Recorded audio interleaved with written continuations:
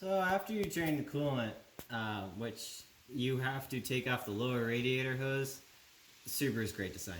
I don't want to talk about it. Now you have two 12mm bolts connecting the intercooler to the turbocharger.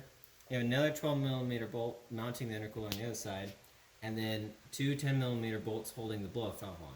And then after you get those, you have an 8mm holding the hose clamp to the intercooler.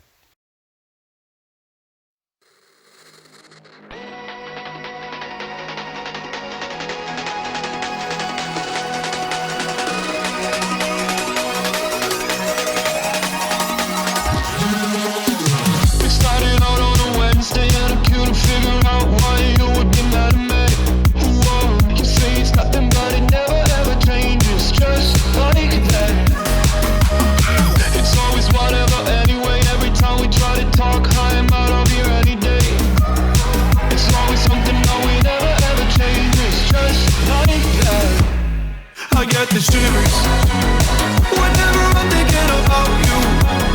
Just wanna leave and live without you. Be on my own again. I get the shivers whenever you go out of line, yeah. I feel it creeping down my spine, yeah. Wanna be alone again.